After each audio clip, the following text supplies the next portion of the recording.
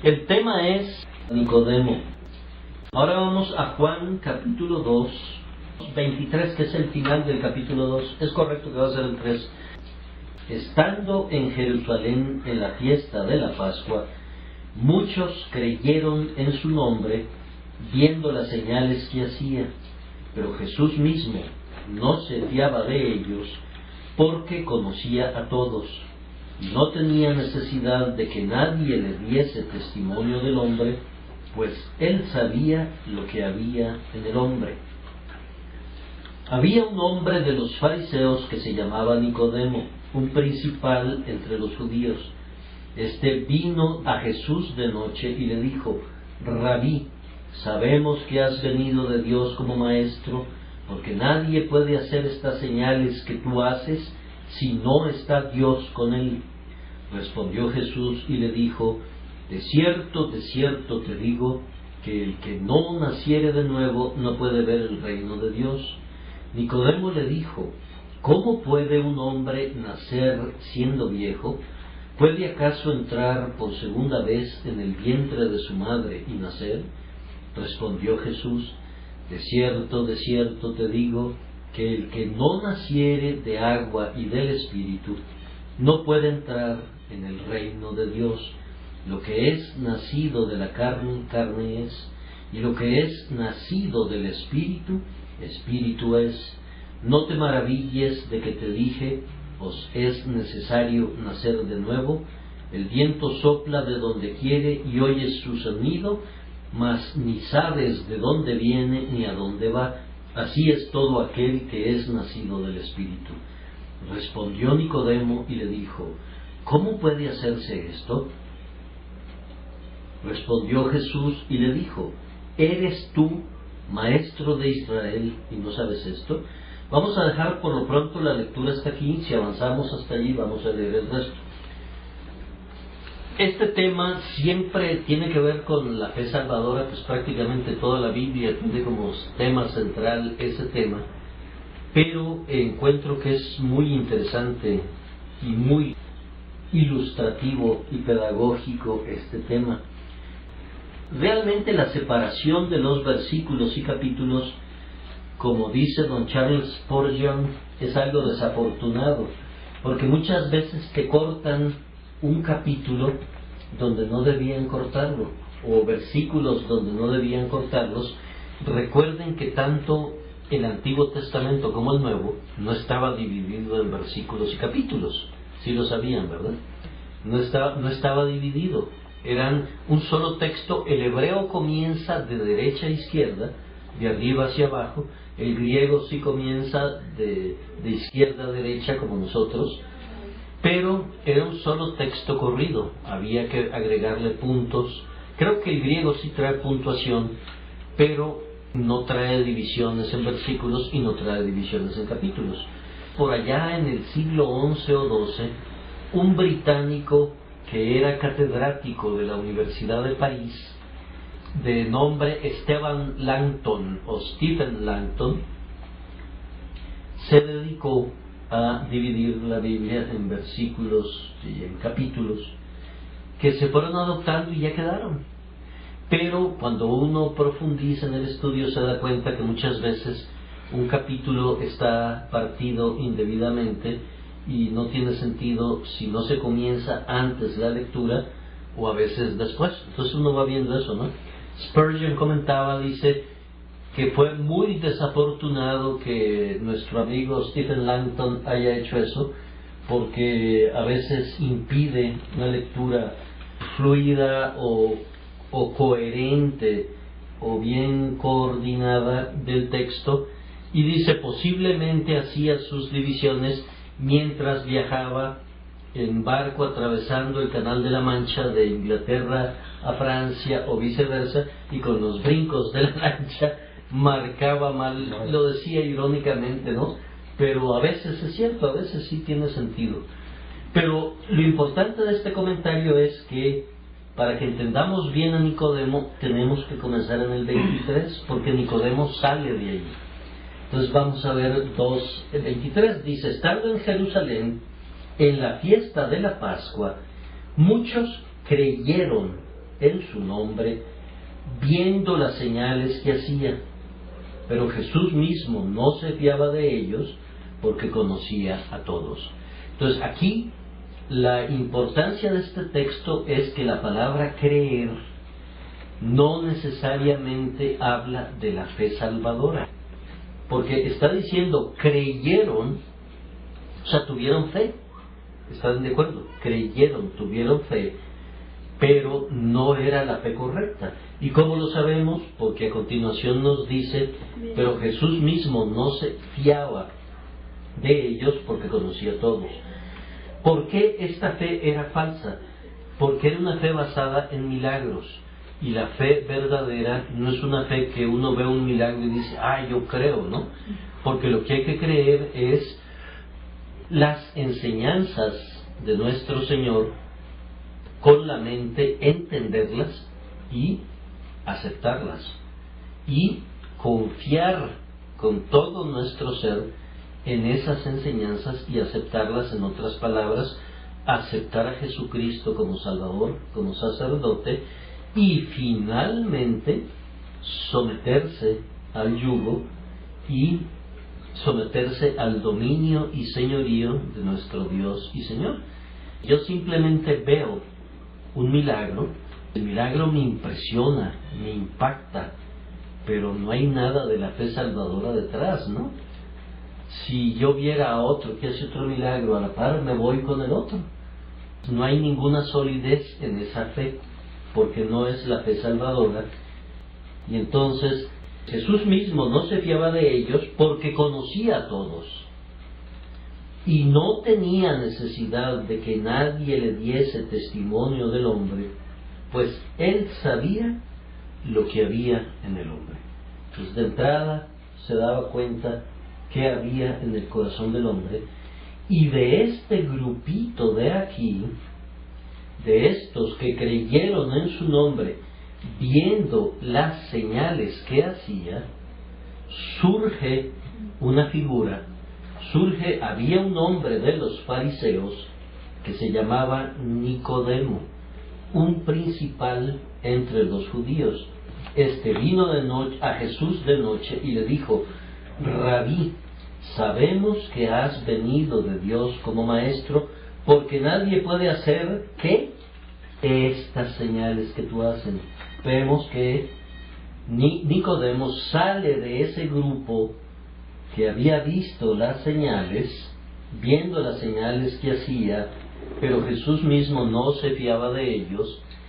De ese grupito en la noche, cuando Jesús se retira a la casa donde iba a pasar la noche, este que había estado presente y había visto las señales y creyó en su nombre, llega. ¿Y por qué digo creyó en su nombre? Porque le dice: Rabí, sabemos que has venido de Dios como maestro. Está haciendo una especie de confesión de fe. Vamos a ver que es una confesión de fe falsa, pero él hace una confesión de fe. Entonces aquí estamos viendo a la fe falsa en acción.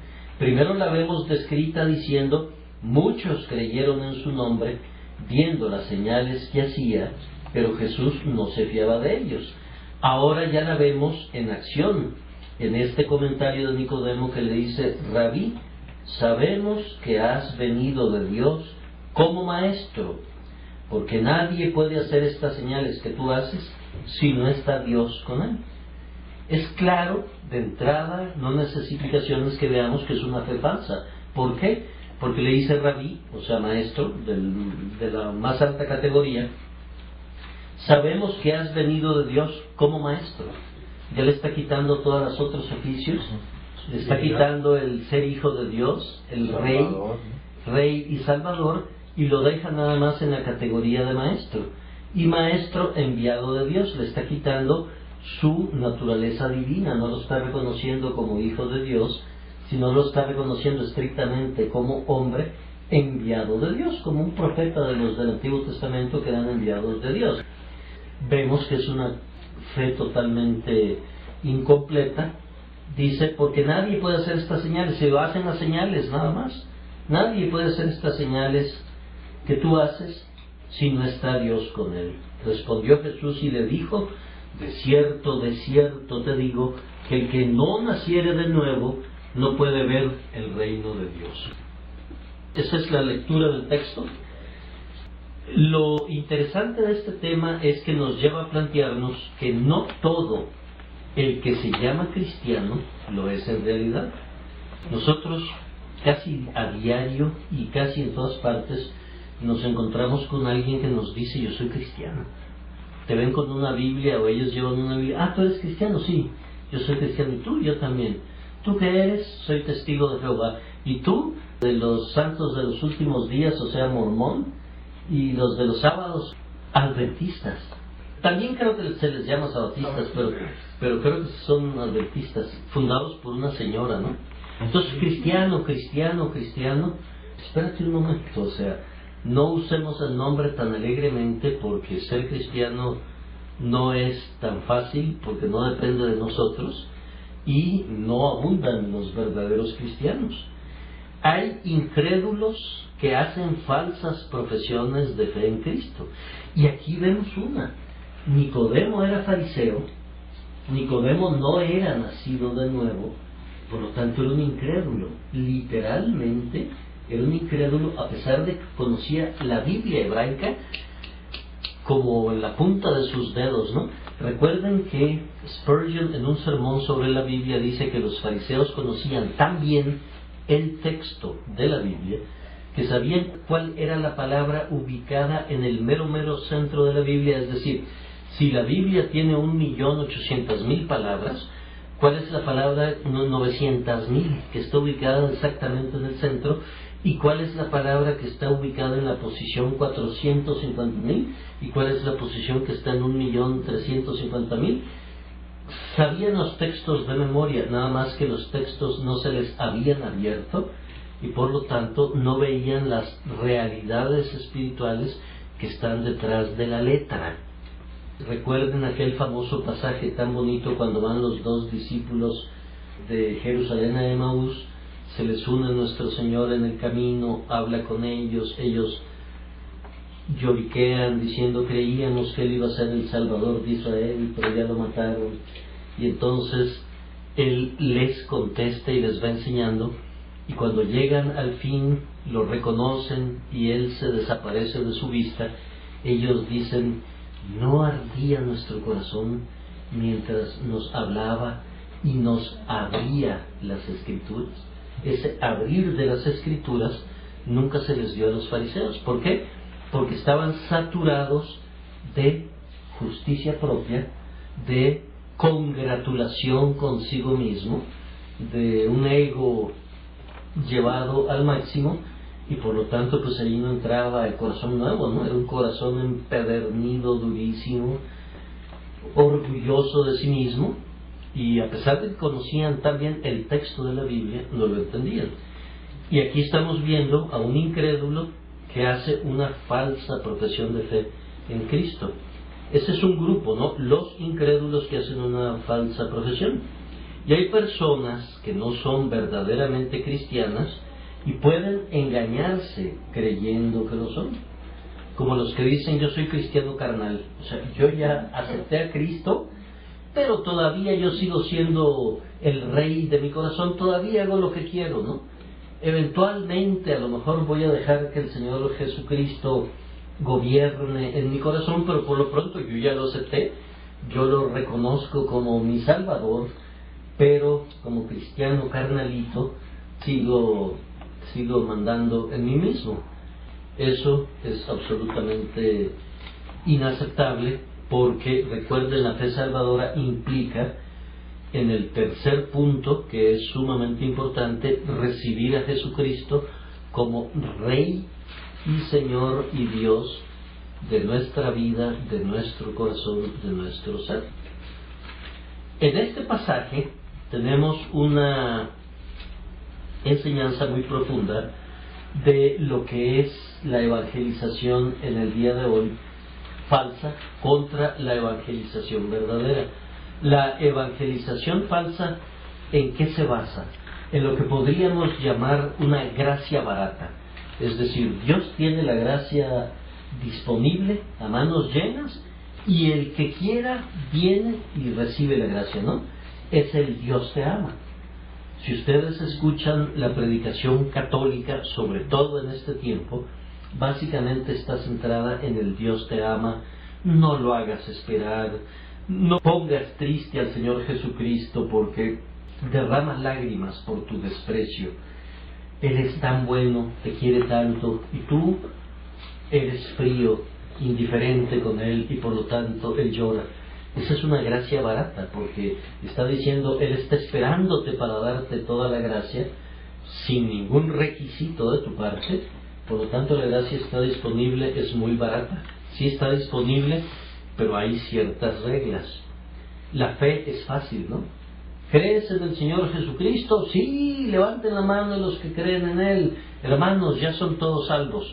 Pasen para registrar sus nombres y darles la membresía de la iglesia, ¿no? Y aquí vemos que la respuesta de nuestro Señor a los primeros piropos de Nicodemo: Maestro, Rabí, sabemos que has venido de Dios como maestro, porque nadie puede hacer estas señales que tú haces si no está Dios con él. Una forma de evangelización hoy pudiera ser, bueno, ya él reconoció que Dios está conmigo, ya reconoció que hago milagros, ya tiene los ojos semiabiertos, ¿no? O ya 3/4 del ojo del ojo espiritual ya está abierto. Entonces le voy a dar nada más la parte que le hace falta para que termine de abrir sus ojos y queden abiertos al 100%. No, el ciego es ciego, y a aquel a quien el Señor le abre los ojos, los tiene abiertos. Lo primero que nos salta es ese método de evangelismo de nuestro Señor, que en vez de responderle diciendo a Nicodemo: Nicodemo, te agradezco esas palabras, por lo menos reconoces que soy Rabí, maestro, que vengo de Dios y que hago señales. Déjame explicarte ahorita, complementar ya tu conocimiento y decirte quién soy para que me recibas. Eso sería lo lógico, ¿no? Y no, fíjate la respuesta de Jesús, y le dijo: de cierto te digo. Y cuando él decía de cierto, estaba hablando, te voy a decir algo trascendental, algo sumamente importante.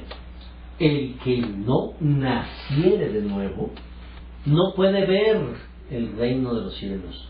O sea, está ciego, está totalmente ciego. No es que ya lo ves a 3/4, Nicodemo, yo te voy a ayudar con un poquito de colirio espiritual a que termines de abrir tus ojos y veas el reino, ¿no? Lo que le está diciendo a un maestro de Israel es: de cierto te digo que si no nacieres de nuevo, no puedes ver, ya ni siquiera entrar, verlo, no puedes verlo. La respuesta nos da la impresión de que es un poco brusca, pero así es el verdadero evangelismo. Hoy día, cualquier respuesta positiva a Jesús por parte de las personas lo igualan a fe salvadora. Y una respuesta positiva a Jesús no es fe salvadora. Por ejemplo, si yo digo Jesús fue un gran personaje histórico que vino al mundo a hacer el bien, esa es una respuesta positiva, ¿no? Y sin embargo no es fe salvadora. Las enseñanzas de Jesús son increíbles, dice mucha gente. Yo siempre las leo y las estudio. Eso no es fe salvadora. Cualquier respuesta positiva no es fe salvadora. Si no hay un rechazo abierto a la Biblia y a la enseñanza de Jesús, también pensamos que es fe salvadora. Entonces, ya sea una respuesta positiva o una falta de rechazo abierto, hoy se considera fe salvadora. Hablar de la evangelización de hoy implica hablar de la inculturación. ¿Cuál es básicamente la posición de la mayoría de la gente en términos de llevar el evangelio? Lo primero que pensamos es: el evangelio contiene verdades duras, un poco duras o bastante duras, según queramos expresarlo, pero la verdad es que así es. O sea, nuestro Señor siempre dijo: si no se arrepienten, los espera el infierno, donde será el llanto y el crujir de dientes. Nunca ocultó esa realidad, pero hoy día la idea es decir: Dios te ama, no seas cruel con él, está sufriendo. Y vamos a ver cómo adaptamos el Evangelio al corazón de las personas y no cómo presentamos el Evangelio de tal manera que el poder del Evangelio cambie el corazón de las personas.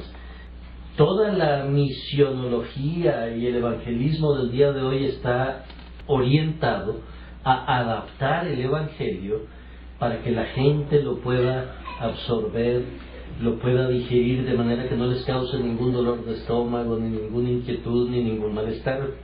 Vamos a adorarlo, ¿no? Vamos a llevar un conjunto de rock con letra de canciones de alabanza a Dios. Vamos a hacer una obra de teatro con niños, donde vamos a presentar un cielo de ilusiones y de cosas, y después vamos a decir: Dios te ama, levanten la mano. Los que quieran recibir la salvación, levantamos la mano, y ya. Eso es buscar adaptar el Evangelio al gusto de las personas, al corazón de las personas, a la cultura de las personas, a la forma de ver de las personas. Nosotros mismos a veces pecamos de eso porque decimos: tengo este amigo o esta amiga, pero no sé cómo entrarle.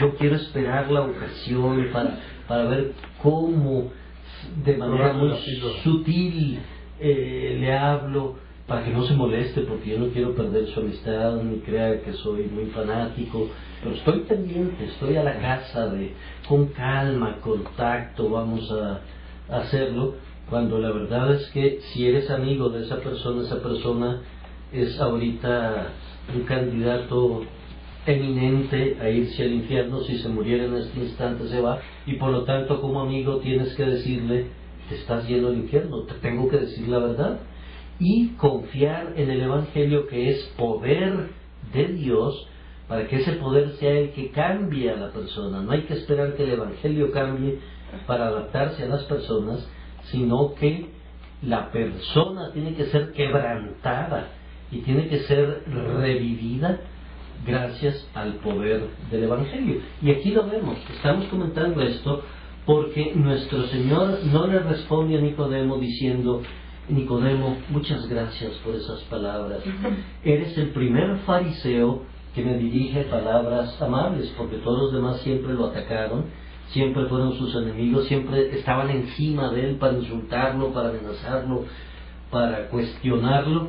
Y este es el primer fariseo que llega, que lo trata bien, que le hace un par de comentarios. Ya vamos a ver eso de la noche, que le hace un par de comentarios. Entonces por lo menos era de esperarse, dentro de esta inculturación, Nicodemo, qué bueno, eres el primer fariseo del cual escucho palabras amables, una especie de reconocimiento, me da gusto. Tal vez a través tuyo, si yo me adapto contigo, voy a poder evangelizar al resto de los fariseos, y a lo mejor al final me van a terminar aceptando, ¿no?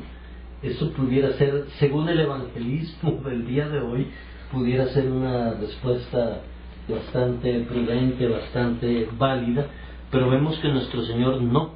Nuestro Señor nunca en su ministerio dio respuestas ligeras, fáciles o superficiales, para nada, ni ligeras, ni básicas, ni superficiales. Sus palabras nunca dejaron de herir los sentimientos de autojusticia o justicia propia de los que le preguntaban. Recuerden, por ejemplo, el joven rico, que era un joven con un testimonio impresionante en su comunidad, era rico además, lo cual lo hacía mejor, y sin embargo nuestro Señor va directo al grano y a su pecado, que era el pecado de la avaricia. Y recuerden a la samaritana, va directo a su pecado, que era el adulterio. 5 esposos has tenido y estás viviendo con el sexto. Siempre fue directo y siempre atacar la autojusticia o justicia propia, y siempre iba con la intención de descubrir motivos erróneos, advertir contra la fe falsa y el compromiso superficial. Si queremos seguir un evangelismo adecuado el día de hoy, pues Él nos está dando la pauta. Nicodemo es el primero de los encuentros que tenemos registrados en la Biblia, encuentros evangelizadores de nuestro Señor. Jesús trata a Nicodemo en su primera respuesta, en vez de darle las gracias, repito, por las frases encomiables que le había dedicado, lo trata como un incrédulo de entrada. Él es uno de los grandes de Israel, de los grandes maestros de Israel, y nuestro Señor lo trata de entrada como un incrédulo. Le está diciendo, de cierto te digo, que el que no naciere de nuevo no puede ver el reino de los cielos. O sea, Nicodemo, tú eres un incrédulo. Tú no has nacido de nuevo, no puedes ver el reino de los cielos. Nicodemo es un testimonio viviente de la fe falsa, porque su corazón permanecía sin ser regenerado. Ese es el argumento fundamental de por qué Nicodemo tenía una fe falsa. No había sido regenerado su corazón. Como lo sabemos, nuestro Señor le dice, el que no naciera de nuevo, prácticamente le está diciendo a Nicodemo, si no naces de nuevo, no puedes ver el reino de los cielos. ¿Quiénes eran los fariseos? ¿Quiénes eran? Era un grupo dentro de la sociedad de Israel que se habían vuelto hiperlegalistas que practicaban una religión externa. Cuentan los expertos que en la época de nuestro Señor posiblemente habían unos 6,000 fariseos en todo Israel, distribuidos en núcleos poblacionales a lo largo de todo Israel. Es decir, habían fariseos en Jerusalén, habían fariseos en Nazaret, habían fariseos en Capernaum, y por eso andaban todo el tiempo detrás de Jesús atacándolo, porque estaban más o menos dispersos en todos los diferentes lugares. Buscaban una forma de piedad que estaba totalmente reñida con la vida verdadera de piedad. Es interesante ver que los fariseos, que se conocían la Biblia de memoria, que muchos de ellos eran maestros, que muchos de ellos eran escribas, según nos dice la propia Biblia, no estaban más cerca del reino de Dios que las prostitutas y los publicanos. Fíjense qué impresionante. Y eso me llevó, cuando estaba preparando este estudio, a reflexionar en la jerarquía católica. Muchos de ellos son doctores en Biblia, muchos de ellos, no la mayoría, pero muchos sí estudian en Jerusalén, en el Instituto Bíblico de Jerusalén, donde hicieron la Biblia de Jerusalén, en el Instituto Bíblico de Roma, conocen a fondo el griego, el latín, el hebreo, el arameo, el sánscrito inclusive. Son verdaderos expertos, ¿no? Y lo curioso es que la Biblia nos dice, esos expertos no están más cerca del reino de Dios que las rameras y que los publicanos. Ellos están más cerca del reino de Dios. Entonces, si trasladamos ese concepto al día de hoy, podemos poner al Papa allí. Y te da escalofríos pensar, el Papa, o algunos pastores también, están más lejos del reino de Dios que una ramera o que un cobrador de impuestos, o sea, un publicano. Pero esa es la realidad, o sea, eso es lo que nos enseña la Biblia, que pueden conocer mucho, pueden ser expertos, y nosotros lo que tendemos a decir es, ese señor sabe mucho, yo creo que está cerca, ¿no? Le falta un pasito, y ya, da ese pasito, y se vuelve un siervo de nuestro Señor, porque con todo ese conocimiento va a ser un maestro increíble, un predicador increíble. Ese pasito es un abismo gigantesco si está lleno de justicia propia esa persona, ¿no? Como estaban los fariseos. Es bueno cada vez que encontremos un diálogo de nuestro Señor con los fariseos.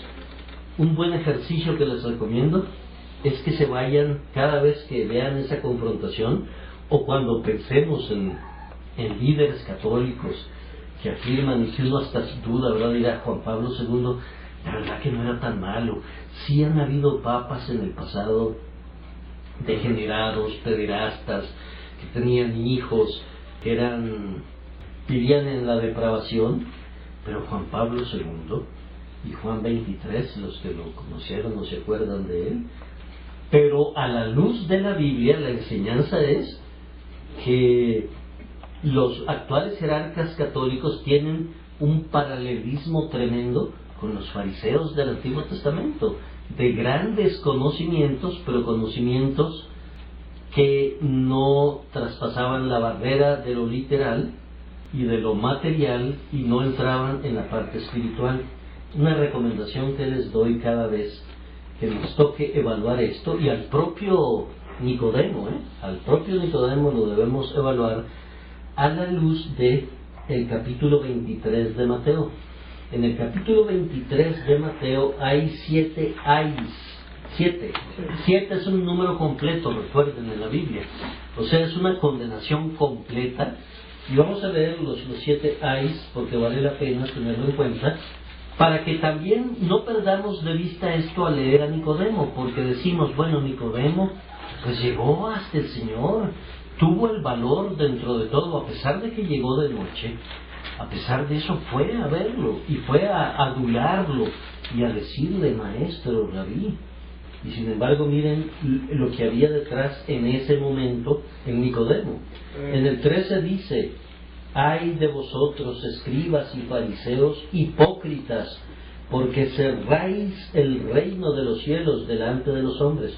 O sea, ya no solamente no lo podía ver Nicodemo, sino que cierran el reino de los cielos delante de los hombres, pues ni entráis vosotros, ni dejáis entrar a los que están entrando. Qué terrible eso, ¿no? Por ejemplo, los maestros de la Iglesia Católica caen dentro de esta condenación porque ni entran ellos, ni están dejando entrar. Y eso incluye al Papa, si no se arrepiente. Entonces ya leímos el primer ay, vamos a leer el segundo, ay de vosotros. Y todo esto, nuestro Señor seguro lo tenía en la mente cuando vio a Nicodemo, porque Él lo sabía todo, tanto sabía que podía darse cuenta de lo que había en el corazón del hombre, nos dice Juan 2, lo acabamos de leer, ¿recuerdan?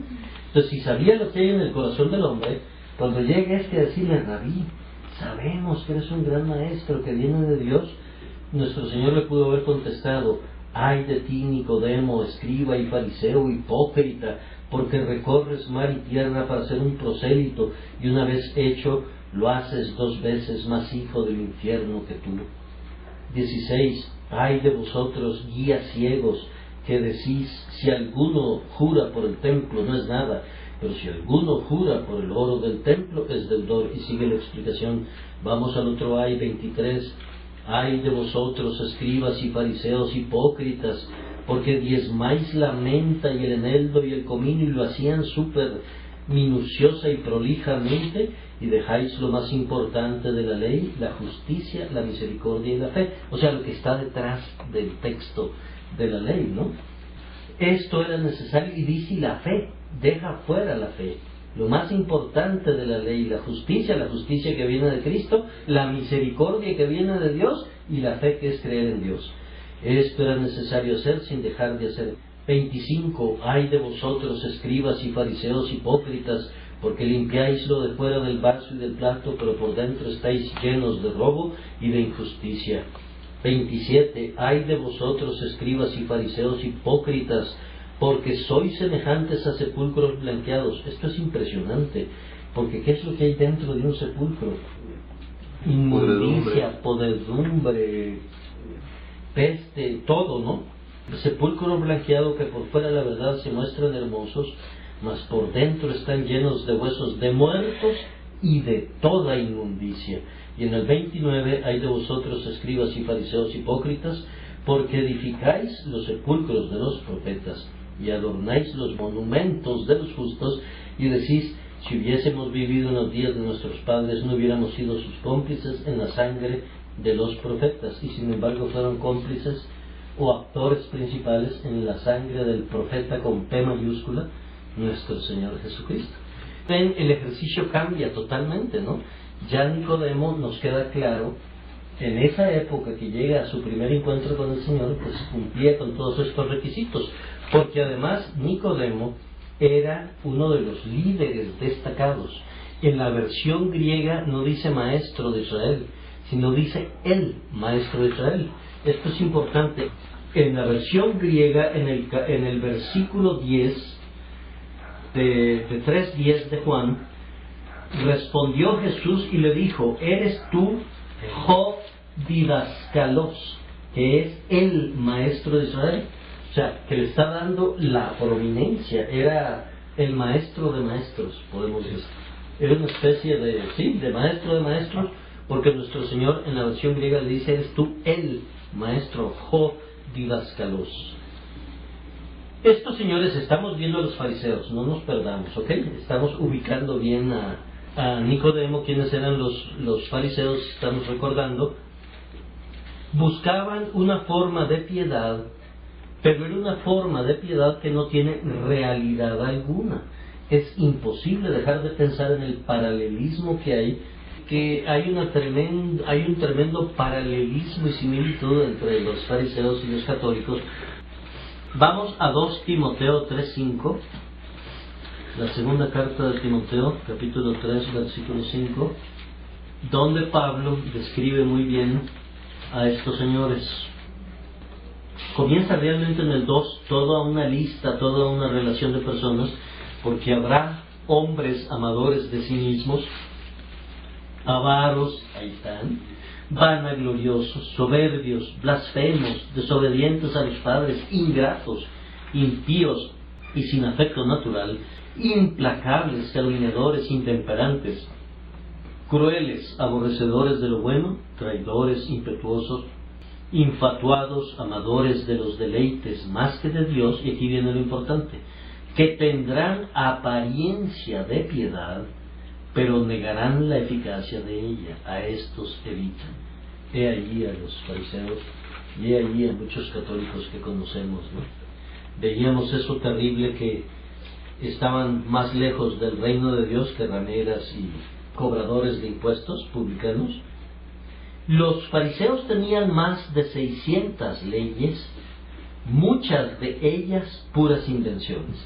Y para que se den cuenta de las leyes de los fariseos, traje unos ejemplos que son reales, o sea, no son inventos. Se van a poner a reír. Se van a poner a reír. Miren, escuchen esto. El día sábado, escuchen este que está muy bonito. El día sábado era permitido comer un huevo puesto por una gallina ese día sábado. Sí y solo si se mataba a la gallina al día siguiente por haber violado el sábado. O sea, yo podía comer el huevo puesto el día sábado por una gallina, con la condición de que al día siguiente, o sea el domingo, la gallina tenía que morir, porque si no, no estaba permitido comer ese huevo. Esa es una ley de los fariseos, de las 600 y tantas que tenía. Un sastre, por ejemplo, sastre, no podía llevarse una aguja de su taller el día antes del sábado. Recuerden que el día judío comenzaba siempre en la tarde del día anterior. Es decir, el sábado judío comenzaba el viernes alrededor de las 6 de la tarde y terminaba el sábado a las 6 de la tarde. El viernes, un sastre, si salía de su taller de sastrería y se metía una aguja en su bolsillo, eso era una infracción a la ley, porque existía el peligro de que su instrumento de trabajo estuviera en el bolsillo el día sábado, y entonces pues ya estaba incumpliendo su ley, ¿no?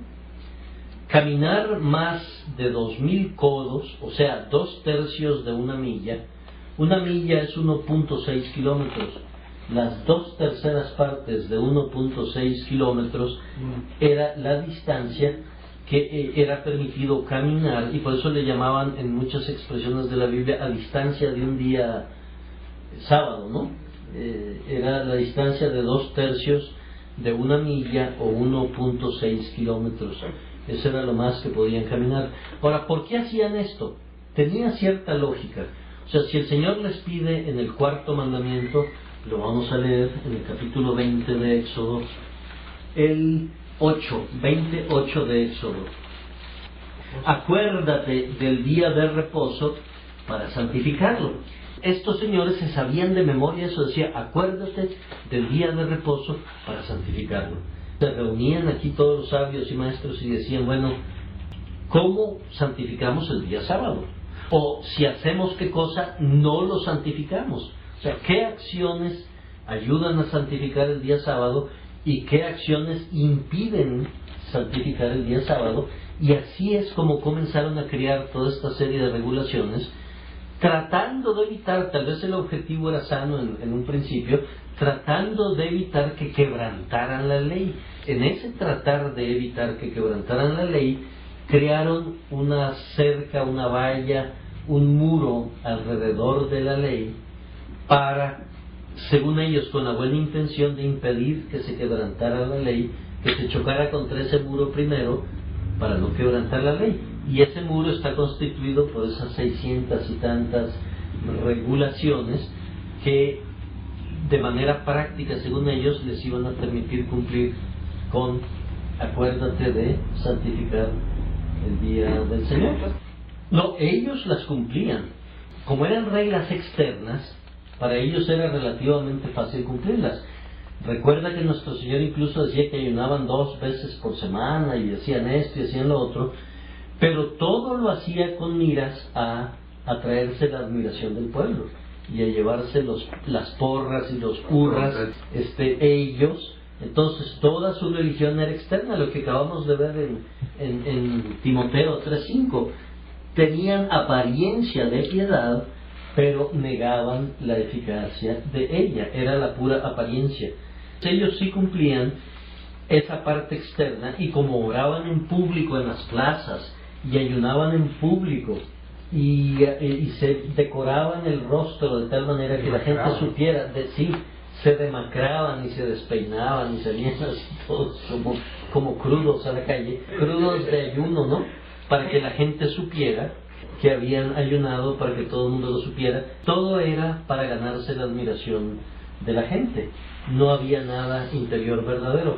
Recuerden a aquel fariseo que entra al templo a orar y dice: Dios, te doy gracias porque no soy como los demás, ¿no? Ese era el corazón de ellos, la actitud de ellos. Ahora, este señor Nicodemo, ya vimos que era el maestro de Israel, pero no solo era el maestro, sino que era un miembro del Sanedrín. ¿El Sanedrín qué era? Recuerden que el Sanedrín es importante porque jugó un papel preponderante, muy importante, en el juicio y condenación de nuestro Señor. El Sanedrín era el grupo élite dentro de los sacerdotes y escribas y fariseos. Estaba constituido por 71 miembros y tenía su institución. Vamos a ver, esto es muy bonito para que veamos que no fue en Números 11. Entonces eran 71 personas, era el supremo concilio gobernante del judaísmo en la Palestina del primer siglo. Recuerden que en la época que estamos estudiando, en la época de nuestro Señor y de Nicodemo, Palestina ya no era un lugar independiente. ¿Por qué no? Porque recuerden que en una época, en el año 330 y algo, un señor de nombre Alejandro Magno conquistó todo ese territorio hasta Egipto y hasta casi la China, llegó hasta Pakistán y Afganistán, conquistó para Grecia todo esto. Todo ese imperio comenzó a hablar, el imperio griego, o macedonio más bien, comenzó a hablar griego y se helenizó todo esto. Alejandro Magno murió muy joven, al poquito tiempo de toda esta conquista del mundo, murió de 33 años, curiosamente. Que eran 5 generales muy importantes, comenzaron a pelear entre sí para dividirse, no repartirse, porque repartirse suena así como muy amigable, ¿no? Sino a base de guerras y de peleas, comenzaron a apropiarse de toda esa área y esos territorios. Los Ptolomeos dominan Egipto y dominan Palestina durante un gran tiempo. Y los Seleucidas al norte, allá por el año de 198, batallan contra los Ptolomeos y les quitan ese territorio. Los Seleucidas son importantes porque de ahí sale un personaje nefasto y macabro que se llama Antíoco Epifanes, que fue el que profanó el altar del templo. Antíoco Epifanes, que viene de los Seleucidas, ¿no?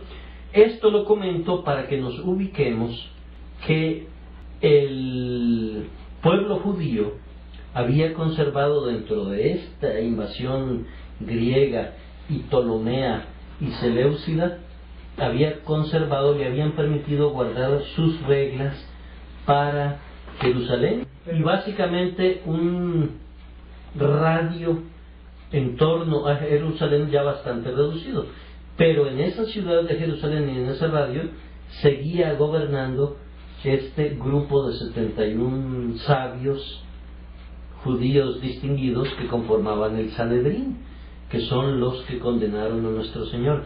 Pero tuvieron que mandarlo a Pilato para que confirmara su condena, debido a que no eran ya independientes en sí mismos.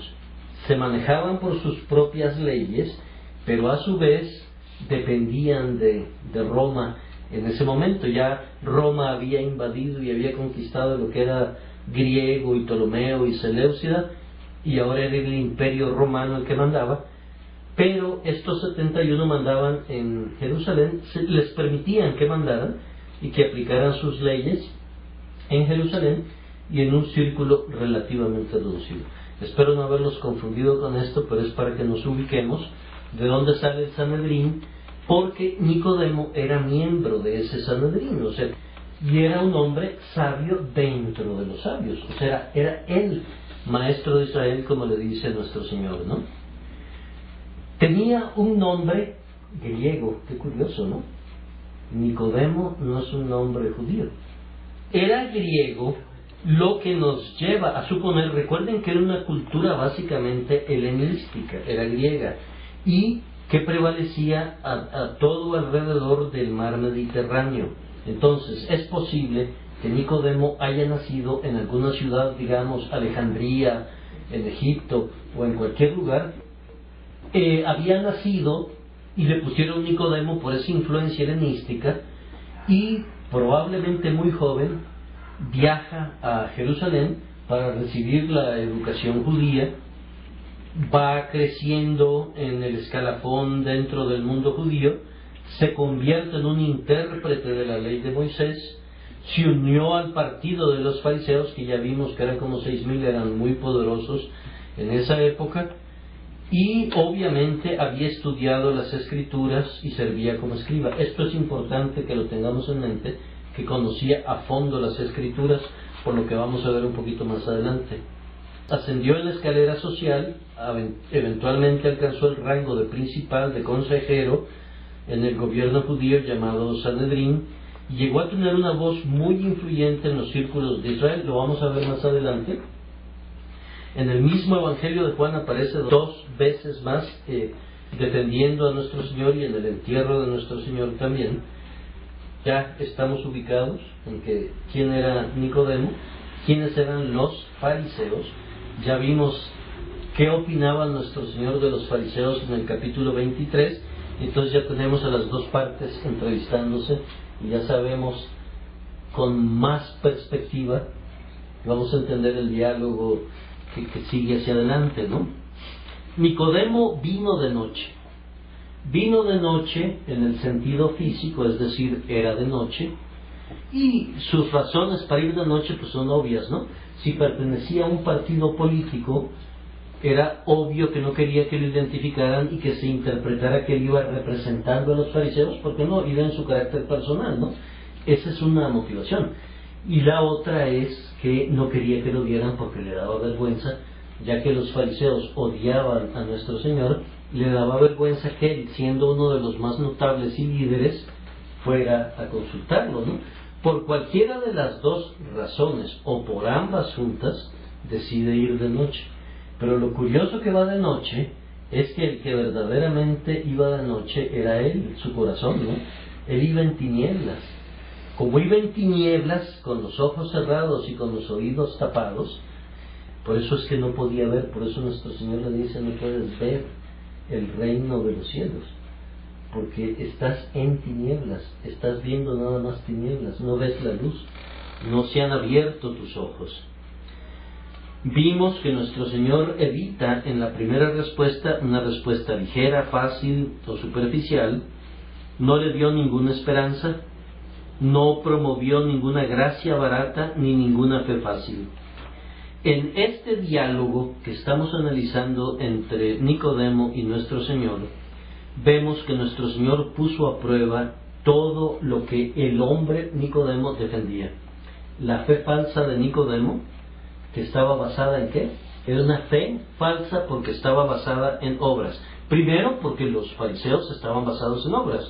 Y dos, porque su fe en los milagros está basada en obras, que son los milagros, y no en la fe verdadera. Hasta ahí vamos viendo, ¿no? Queda clarísimo, es importante eso. La justicia farisaica, que consistía en ¿qué?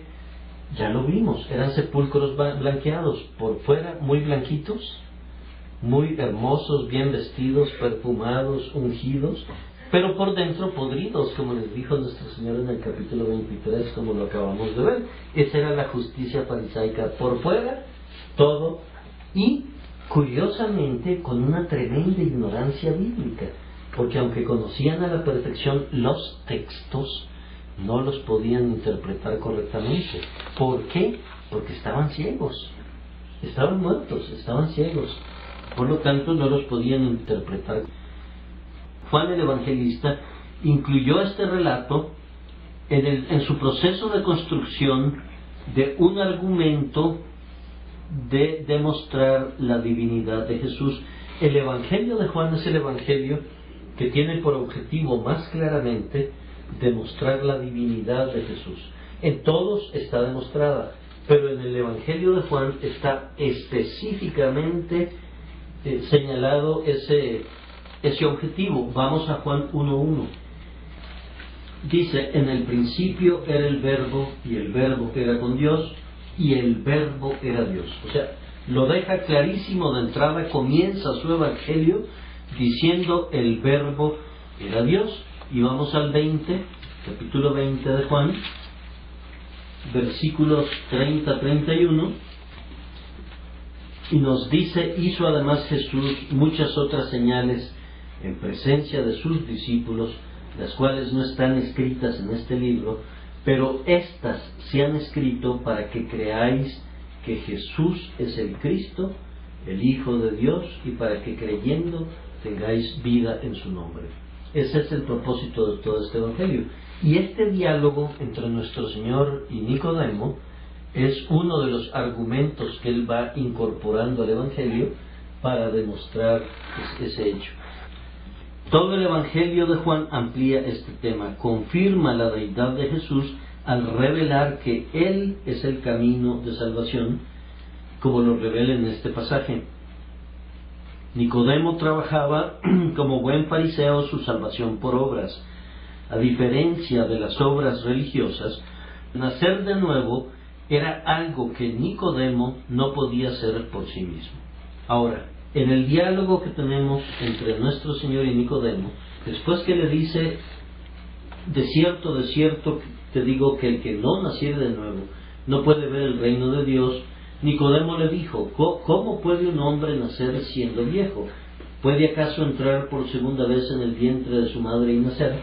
La mayoría de los intérpretes toman esto literalmente. O sea, como que él está diciendo tienes que, y que Nicodemo le responde literalmente. Yo creo, como afirman otros intérpretes, que no es así, porque Nicodemo estaba muy ejercitado en el arte del simbolismo, que era lo que se daba en Israel en aquella época, y siendo él maestro de Israel, entendía claramente lo que nuestro Señor le decía. Pero al ser el mismo maestro, Nicodemo entendería el método de enseñar verdades espirituales mediante símbolos. Nuestro Señor está hablando de verdades espirituales, pero está usando símbolos. En verdad te digo que el que no naciere de nuevo no puede ver el reino de Dios. Nacer de nuevo es un símbolo de una realidad espiritual, ¿no? Nicodemo le entiende ese símbolo y le responde también con una pregunta símbolo. Y estaba sencillamente tomando el simbolismo de Jesús, estaba diciendo: yo no puedo empezar todo de nuevo, es demasiado tarde. Al momento de este diálogo, Nicodemo tendría unos 70 años y nuestro Señor 30. O sea, le llevaba 40 años de ventaja. Y le está diciendo: yo no puedo empezar de nuevo. O sea, yo ya estoy por jubilarme. y no puedo empezar de nuevo. Es demasiado tarde, he ido demasiado lejos en mi sistema religioso para empezar de nuevo. Eso es la respuesta de Nicodemo a la pregunta es esa, ¿no? Entonces Jesús le vuelve a decir, y aquí viene una enseñanza importantísima. En 3:5, Jesús respondió, de cierto te digo, que el que no naciere de agua y del Espíritu, no puede entrar en el reino de Dios. Entonces primero le dijo que el que no naciere de nuevo no puede ver, ni siquiera está ciego, no puede ver el reino de Dios. En el 5 le dice, el que no naciere, lo especifica, de agua, especifica el nuevo nacimiento, el que no naciere de agua y del Espíritu, no puede entrar en el reino de Dios. Y aquí lo vamos a dejar en esos dos elementos, el agua y el Espíritu, y vamos a ir a un pasaje del Antiguo Testamento que nos explica clarísimamente qué es lo que quiere decir del agua y del Espíritu.